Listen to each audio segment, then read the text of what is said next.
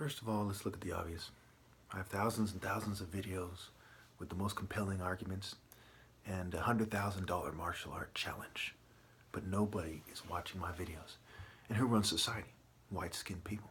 So white-skinned people run society now. There were the colonists who came, and they had breeding cycles that upheld their racism, their colonial attitudes and prejudices.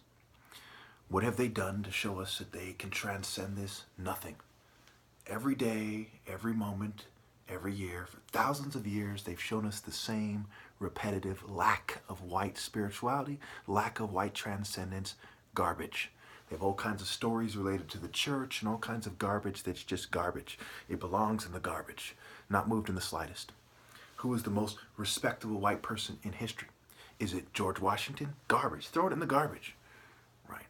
Even the white people I'm related to, if you're going to argue that they're the ideal person, the most respectable, it's not very respectable. They haven't really done anything respectable. Now, obviously I'm not racist, I'm part white. This is just the truth.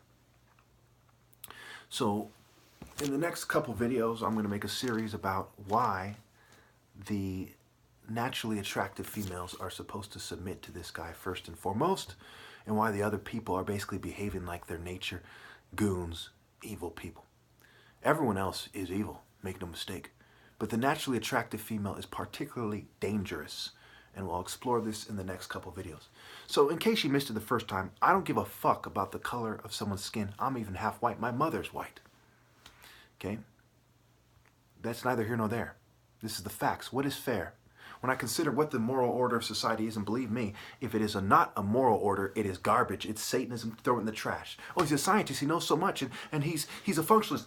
Throw him in the trash. He's ruled out. Okay, is he moral? Or is he conformist to evil? He's a conformist to evil? Not a viable leader. Next, not a viable leader. Does he come from a line of people that obeyed me when I was here, obeyed God through me, and were waiting for whatever instructions that would be given and be shocked if they were placed in charge? No, he's ruled out. Next, that's why no one else is worthy to lead. Very straightforward, no way it could be. No other way it could be. Bore and born, bore a form of set, bred, be read, breeding. Who do you think's in charge of breeding? Black people? Me? Use your fucking head. All right. So obviously we cannot look to white people for the martial art leadership or moral leadership. And it's really between white people and black people because other people aren't naturally as physically gifted. Okay? And obviously it goes black people, white people, and everyone else. We ruled out white people. We've put black people way above them. And that's what we've just done. This is the only place we can look for moral leadership. And we can narrow it down to just me. And there you have it. It's pretty much in a nutshell what's going on here. All right. So in the minute or so I have left, this is part of why I go quickly. She wields female influence over the masses of men.